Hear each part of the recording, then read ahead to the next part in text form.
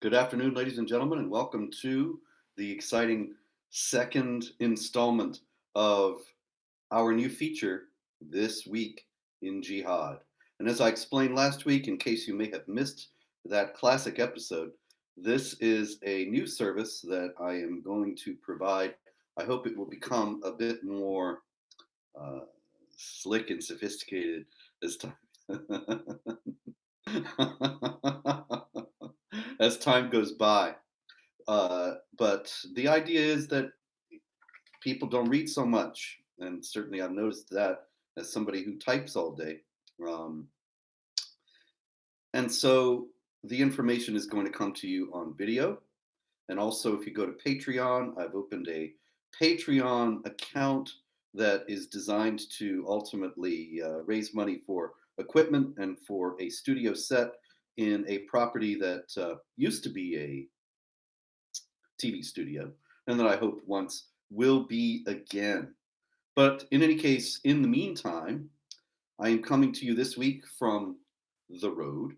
This is a very exciting week for me, ladies and gentlemen, if you'll pardon a personal note, because it's the launch week for The History of Jihad From Muhammad to ISIS came out Tuesday, and it's doing far better than any would expect. In fact, I did the rounds of a few shows in New York a few days ago, and a lot of them I was sort of amazed, and I wrote to the publisher and said, "People are not having the book. I'm going to these studios, and they don't have the book." And it turns out it's because they ran out because it's selling much better than expected. So I'm very grateful to you for that if you ordered it, and I will be grateful to you in the future for that if you order it in the future. This is a book that it's always a little bit embarrassing to be so self-referential and say buy my book and all that. But even if I hadn't written this book, I'd be very excited about it. This is the first and only book that covers all of jihad activity in chronological narrative treatment. And those of you, I see somebody said I pre-ordered from Amazon UK. I asked about that also to the publisher, and they told me the UK, even though they put the release date at the 7th, like the US did, they actually uh, get the book shipped, and it takes a while for them to get there. But they will be there, and so I do hope to be able to be hearing from you soon that you have gotten it if you pre-ordered, and I thank you for that. Meanwhile, you can go to jihadwatch.org, and I was on Prager yesterday. Had a very good talk with Prager, and yeah, I see somebody saying Glenn Beck. I'm scheduled to be on the Glenn Beck show next week, I believe it is, discussing all this, and several others as well that you can find that are not behind subscription, and some that are that you could subscribe to. Will Cow in particular, and some others. In any case, the big news, of course, this week, as you doubtless already know, is the New Mexico story. And this is a story with many facets. It's really quite an astonishing story. The initial reports were that the police raided this compound and they found these 11 starving children and a cache of weapons. And the police rather laconically said, these people seem to be Muslim extremists. But of course, the establishment media, with its job one always being make sure that nobody thinks ill of Islam, they didn't report on the Islamic aspect. It was a child abuse story in the mainstream media. NBC, ABC, CBS did not report about the Islamic aspect of it at all. And what's that now? There are no comments possible under the video stream. It needs to be activated. Oh goodness, I'm sorry. I don't have the slightest idea how to do that. I'll see if I can figure it out, or I'll ask David Wood. I apologize for being technologically useless, but it's true. I do know how to type. Actually, I don't know how to type. I type with index fingers, but I still have a couple of those. Anyway, New Mexico. So, in the first place, the first aspect of the story is that the jihad angle is ignored. And so you have the you have people saying that this is nothing to do with Islam when it manifestly does. And it just gets worse from here. It spirals out. Of course, you've probably heard that the man in the compound, who was the father of the boy who was missing, who was later found dead, the 4-year-old boy, Abdul Ghani Wahaj. Abdul Ghani Wahaj is the son of Siraj Wahaj, who is in turn the son of another man named Siraj Wahaj. And Siraj Wahaj is a very prominent imam. Linda Sarsour calls him her mentor. He is on the circuit for speaking in mosques and Islamic institutions all over the country. And the Imam Siraj Wahaj is very well respected. John Esposito calls him his good friend, and he was the first imam to give a prayer in the House of Representatives. But he also has said that if Muslims in the United States were only clever politically, they could replace the US Constitution with a caliphate. And he has also been connected to the 1993 World Trade Center bombing. And this is something that, he himself, there's a Facebook video of the Imam Siraj Wahaj, the grandfather of the child who died, who was found dead. He was named a potential unindicted co-conspirator in the 1993 World Trade Center bombing.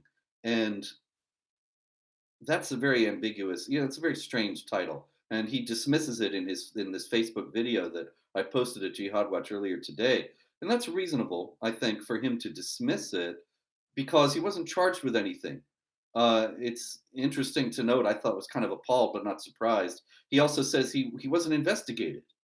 Like, wait, just more craziness from law enforcement. But the deal is that what he was doing was he was taking the blind sheikh, Omar Abdul Rahman, who was the mastermind of the 1993 World Trade Center bombing. He was taking him all around mosques in New York and New Jersey before the bombing and touting him as a respected imam. And so it's perfectly reasonable, I think, to investigate whether he had foreknowledge of that this was going to happen, whether he had some idea, whether he had involvement, but apparently he wasn't even investigated. Nonetheless, the other question is, what does he think of his friend doing that? And I don't know if he's ever been asked because the establishment media being what it is, they would never challenge an imam on such a question. But you got to wonder, okay, look, if he is a friend of the blind sheikh, he's taking him to mosques all over New York and New Jersey. The blind sheikh conspires to blow up the World Trade Center. What does Siraj Wahaj think of that? Does he think, oh no, I'm a moderate Muslim and my friend has gone astray? Does he denounce? I've never heard him denounce him. I don't know. Maybe he has. Maybe if some of you know or you can find Siraj Wahaj saying that what the blind sheikh did was a terrible thing, that would be great. Maybe he did. But I've been doing this a lot of years. I've never seen it. And so what I wonder is this Wahaj family a jihad crime family? And are they, where did young Siraj, the father of the boy who died, where did young Siraj Wahaj get his understanding of Islam? Here's a guy stockpiling weapons in the middle of nowhere in New Mexico. And he is training these children to be school shooters. All this has to do with his Islamic views. And his Islamic views are obviously involving warfare against unbelievers and obeying the Quranic injunction to kill them wherever you find them and all that. So, okay, where did Siraj Wahaj Jr. learn this? Siraj ibn Wahaj. Where did he learn this? Did he learn it from his dad? Does his dad? I mean, his dad has already said that there must be a mental disorder here, and I think, okay, yes, you do need a caliph to declare offensive jihad. Yeah, it just caught my eye there. Anyway, what does his father think of his Islam? Where did he go astray?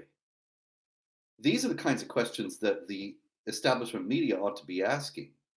These are the kinds of questions that Siraj Wahaj, the Imam, ought to be asking right now. What did you teach your boy? Where did he go wrong? What's your evidence that he has a mental disorder? Did you teach him that he should wage war against unbelievers? If you didn't, who did? Did you have any arguments with him about this? I mean, it seems to me, I ask you, is that not common sense? Do you think that it's reasonable to ask him questions like that? And why wasn't he asked questions like that? Anyway, no, there's no formal diagnosis of nothing. Absolutely not. As a matter of fact, the only reason why anybody is saying that Siraj ibn Wahaj, had a mental disorder is because his father is suggesting it. But his father, the one who was the friend of the blind sheikh, well, there's prima facie evidence that he is somebody who thinks that jihad warfare against unbelievers is a good thing because he's talking about imposing the caliphate. He's talking about the need to subjugate the non Muslims because that's what the caliphate involves. So, why are his views so different? What should be the indication? What is the indication that Siraj Wahaj, the Imam, thinks differently from his son? Where is his denunciation of the blind sheikh? Anyway, these questions we will never hear the answer to from the establishment media. It will never happen. Oh, and also, that's another thing. Paul Sperry, the great investigative journalist. So that's another thing. Paul Sperry, the great investigative journalist, has said that Siraj ibn Wahaj was for 13 years on the radar of law enforcement, and they were worried that he was going to get into jihad activity. 13 years there, and he's able to go to the middle of nowhere in New Mexico and start this compound and stockpile weapons and train children to do school shootings. 13 years. Sometimes I wonder if this terror watch list, and I actually don't have any indication that Siraj ibn Wahaj was on the terror watch list, but they were watching him, according to Sperry, for 13 years. But I wonder sometimes if this terror watch list is just a sort of a TV program. You sit and the agents, they sit and watch, and maybe they eat some popcorn or something, but they don't do anything. And that seems to be the situation. But you got this guy who is 13 years on the radar of law enforcement for fear of terrorist activity. You have him stockpiling weapons. You have his father being connected to the mastermind of the 1993 World Trade Center bombing. It does seem to me to start to point in one particular direction, does it not to you? But of course, what Siraj Wahaj, the Imam, is saying about that is predictable. I bet that you already know what it is if you have not even been looking at the news, and that is that the coverage is Islamophobic, and that Fox News in particular, the reporters, he said, they hate Islam, they hate Muslims, and so they're trying to make this tragedy of his grandson dying under mysterious circumstances and his son being arrested. They're trying to make it into something having to do with Islam. Now, the police, right from the beginning, said that these people were Muslim extremists, so called, and the evidence since then about the school shootings and so on, this does seem to be an indication of jihad activity. So, what Siraj Wahaj, the Imam, seems to be engaged in is a little bit of the game of war is deceit. And the idea that you deceive the unbelievers so as to render them continually ignorant and complacent regarding the threat that is posed. And if they're ignorant and complacent, then obviously they're not going to take any effective action, and you don't have to be concerned about them impeding your plans or hindering you from doing what you're going to do. War is deceit, of course, is a statement of Muhammad, the Prophet of Islam, who allowed for lying in the circumstances of warfare, as well as he allowed a husband to lie to his wife in yet another example of the misogyny that is inherent in Islamic law. The many, many ways in which the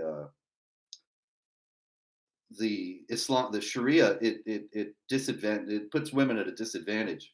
Do I seriously think every single Muslim is an evil, despicable being? Oh, come on, be serious. Human nature is everywhere the same. What we're talking about, however, is an ideology that does indeed drive many people to do evil and despicable things. And I think that Siraj ibn Wahhaj is one of those people.